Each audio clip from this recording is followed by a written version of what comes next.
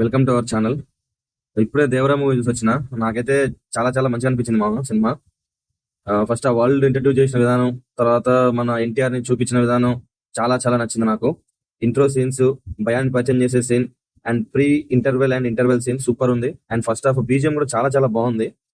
Full mass జాతర ఉంటది Devara character ది. Ayudha Puja song and fear song అయితే సూపర్ ఉంటది. పిక్చర్ చేసిన కానీ అన్న గ్రేస్ మామూలుగా లేదు. 6 years తర్వాత సోలోగా హీరోగా చూస్తున్నాం. చాలా మంచిగా అనిపించింది నాకైతే. సెకండ్ హాఫ్ గురించి మాట్లాడుకునే ముందు మన ఛానల్ కొత్తగా వచ్చిన వాళ్ళు సబ్స్క్రైబ్ చేయండి మామ. మా ఛానల్లో కంటెంట్ ఉంది, ఒకసారి ఓపెన్ చేసి చూడండి. అండ్ మీకు నచ్చితే లైక్, షేర్, కామెంట్ చేయండి. అండ్ సబ్స్క్రైబ్ చేయడం మర్చిపోవద్దు. బెల్ ఐకాన్ కూడా కొట్టండి. ఇంత ఫస్ట్ హాఫ్ మొత్తం కూడా full mass elevations, sequences, fight sequences ఏం చూస్తాం కదా. సో చిన్న రిలాక్సేషన్ కావాలనిపిస్తుంటది మనకు కూడా. ద సేమ్ టైం అప్పుడు చిన్న రిలాక్సేషన్ లాగా వరా క్యారెక్టర్ ఇంట్రడ్యూస్ చేస్తారు.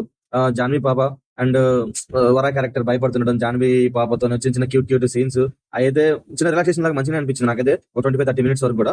మళ్ళీ తర్వాత వరా ఛార్జ్ తీసుకుంటాడు.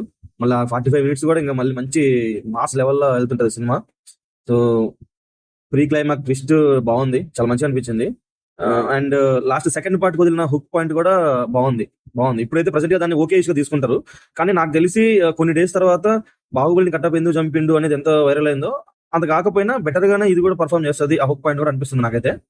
తర్వాత మన క్రాఫ్ట్ గురించి మాట్లాడితే కొరటాల పర్వాలేదు, మంచి స్టోరీ, ఐ మీన్ మంచి పాయింట్ తీసుకున్నాడు. మంచి పాయింట్ తో పాటు గుడ్ నరేషన్ ఉంది. టేకింగ్ కూడా చాలా చాలా బాగుందని చెప్పొచ్చు.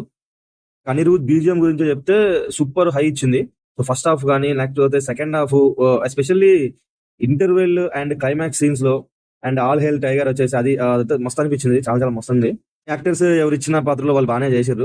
జాను బాబుది చాలా తక్కువ ఉంటుంది. జాను ఇది సో అంటే ఇక స్టోరీకి అంతే అవసరం, అంతే తీసుకున్నారు అంతే. కొంచెం ఇచ్చారు అంటే ఇంకా ఆమె చిన్నప్పటి నుంచి దేవర టైం నుంచి కూడా అట్నే కూర్చోబెట్టలేరు కదా. అప్పుడు చిన్నగా ఉంది, ఇప్పుడు పెద్ద అయినప్పుడు ఆమె ఎంత కావాలో అంతే వాడుకోరు అంతే. ఇంకా పార్ట్ ఉంది కదా.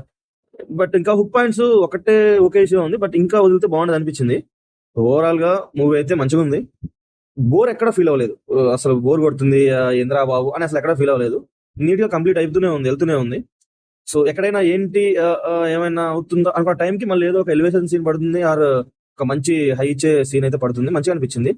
2 hours 50 minutes కూడా సో పేషెన్స్ తో కూర్చోవచ్చు, ఇబ్బంది ఏం లేదు అనిపించింది.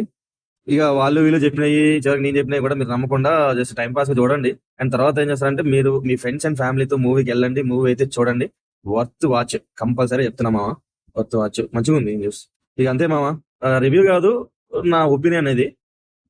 Waiting for Devara 2.